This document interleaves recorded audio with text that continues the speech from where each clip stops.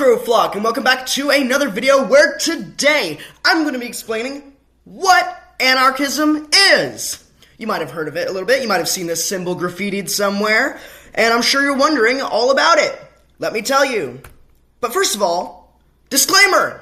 This video is intended strictly for educational, historical, and philosophical entertainment purposes. While the concept of anarchism has inspired diverse movements worldwide, it is important to acknowledge that its history includes factions that have committed acts of political violence and atrocities. This video does not condone, promote, or encourage violence, illegal acts, or harm against any individual or institution.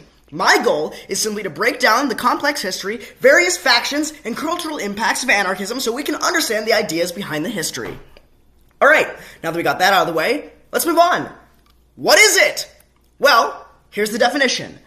It goes on the concept of these three main pillars. Mutual aid. People help each other rather than relying on the government for help. Basically, it's communist community service.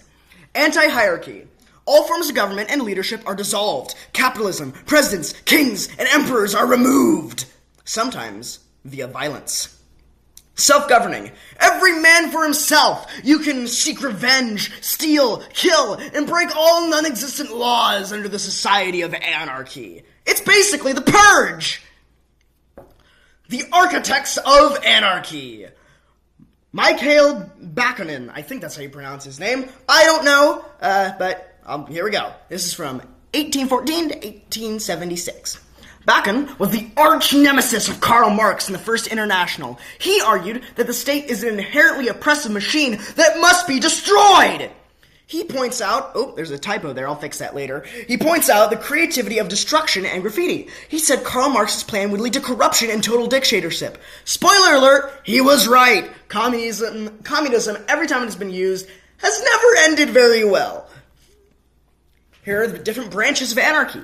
Primitive anarchy, complete rejection of all modern tech, and they return to a more earth-connected lifestyle for the populace. The style enforces environmentalism.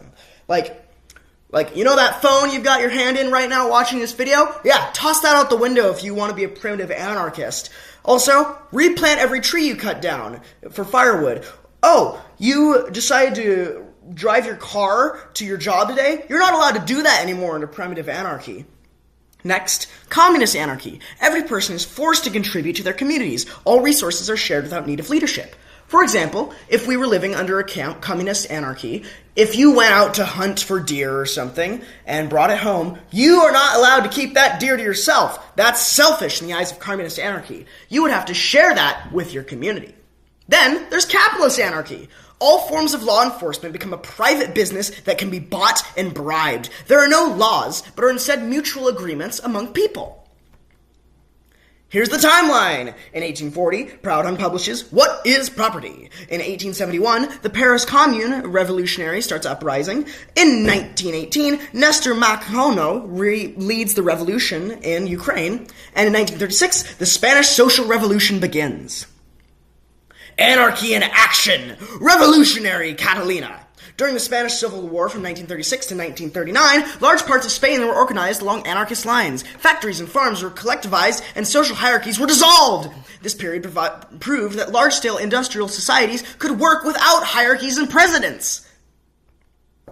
So, who used it? Ukraine in 1918. The Free Territory organized millions in a stateless society before the Bolsheviks. Christiana, 1971, a self-governing free town in Copenhagen based on autonomy and peace. And the Chiapas in 1994. The EZLN maintains autonomous municipalities with horizontal governance.